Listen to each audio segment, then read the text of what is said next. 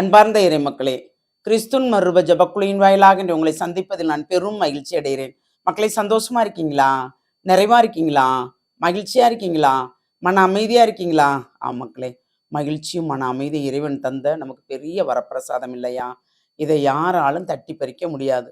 இன்று அவர் நமக்கு என்ன இறைவார்த்தை தருகிறார் பார்ப்போமா? திருப்பாடல்கள் அதிகாரம் 67 அதிகாரம் 67 இறை வார்த்தை 5-7 முடிய. கடவுளே, மக்களினத்தார் உம்மை புகழ்வார்களாக, மக்கள் எல்லோரும் உம்மை போற்றுவார்களாக. நானிலம் தன் பலனை ஈர்ந்தது. கடவுள் நம் கடவுள் நமக்கு ஆசி வழங்கினார்.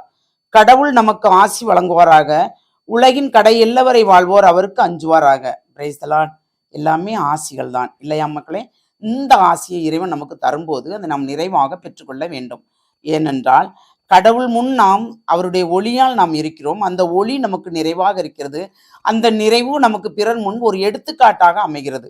அப்போ நாம என்ன செய்யணும்? கடவுளை புகழ வேண்டும். எப்பொழுதும் நன்றி சொல்லி கொண்டே இருக்க வேண்டும். இன்று எனக்கு நீர் என்னை எழுப்பியதற்கு நன்றி ஆண்டவரே. இன்று என்னை உயிரோடு உலாவ வைத்ததற்கு நன்றி ஆண்டவரே. இன்று எனக்கு இந்த உணவும் உடையும் தந்ததுக்கு நன்றி ஆண்டவரே. இன்று இந்த வேலையை எனக்கு கொடுத்ததற்கு நன்றி ஆண்டவரே.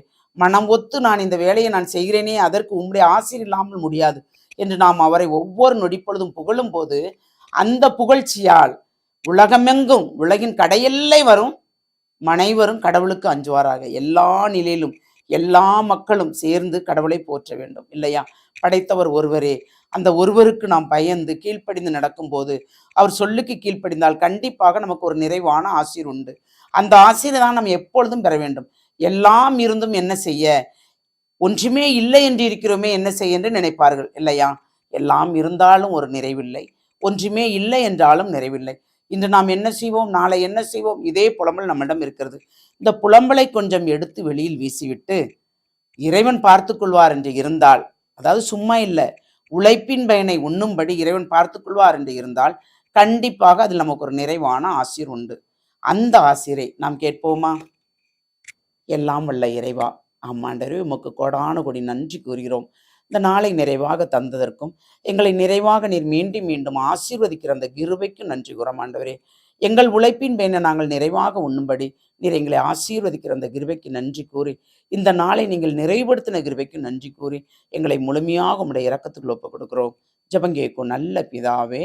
ஆமேன், ஆமேன், ஆமேன்.